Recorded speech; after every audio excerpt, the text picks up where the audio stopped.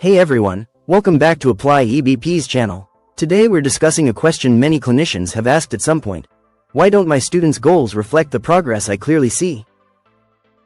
We often write goals like, the student will complete a visual motor activity, such as maze, ... with 90% accuracy to write a paragraph consisting of at least 3 sentences.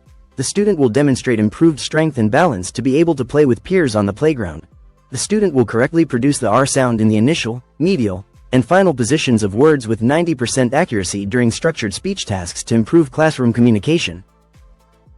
On the surface, these look clear and measurable, but in reality, goals like these can trap both us and our students in a loop, where progress feels real, but is hard to show on paper, and services continue without a clear endpoint. Let's talk about 3 reasons why this happens. Reason number 1. We keep students from experiencing success. Many children and youth with disabilities have impairments that are lifelong or slow to change. Even when improvement happens, it doesn't always lead to better real-world function. When our goals depend on impairments resolving, like higher visual motor scores, perfect balance, or ideal speech production, we unintentionally set students up for failure. Instead of celebrating progress in writing, playing, or communicating, we end up measuring students by what hasn't changed. That can be discouraging for students, families, and teams. Reason number 2. We make our impact hard to demonstrate. When goals are written at the impairment level, the data we collect often fails to reflect the growth we see every day. Students may be writing more legibly, participating with peers during recess, or reading aloud confidently, but if scores in visual motor integration, balance, or articulation haven't shifted, it looks like nothing has changed. This is when that sinking feeling hits during progress reporting. We know the child is improving functionally, but the data doesn't tell the full story. Reason number 3.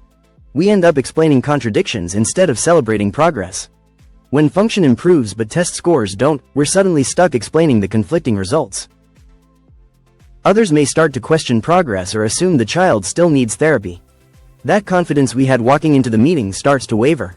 We end up stuck in an endless service loop, defending our work rather than celebrating the student's growing skills and independence. The good news is that there's an easier alternative. Participation-based goals can break this endless cycle. Participation-based goals reflect what truly matters: the child's ability to engage in real-life routines.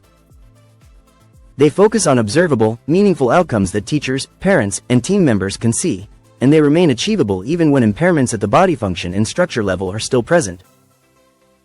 The other good news is that you're probably closer than you think. Remember those 3 original examples earlier? As one participant in our Creating Goals That Are Easy to Monitor course put it, these goals are trying to be participation. And that's exactly right. Ready to make the shift? Here are Apply EBP's 2 easy suggestions. Our first suggestion is to remove everything before the participation part. For example, the student will write a paragraph consisting of at least 3 sentences, or the student will play with peers on the playground. Once that participation piece is clear, you can then add the appropriate conditions and elements using suggestion number 2. Use our 4 WHs of participation-based goals worksheet to add necessary elements. What is the real-life task? For the 3rd original example, it can be reading or asking questions. When does it happen? During ELA class. Where does it take place? In the classroom. Who is involved? With classmates. When we shift from impairment-based to participation-based goals, we stop digging rabbit holes for ourselves and for the children and youth we serve.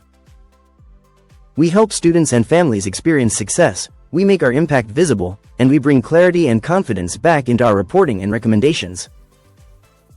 If you'd like to explore more ideas on writing and monitoring participation-based goals, join our Creating Goals That Are Easy to Monitor course and Apply EBP's OT, PT, and SLP symposium.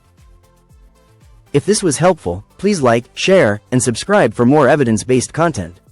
Thanks for watching. We'll see you next time.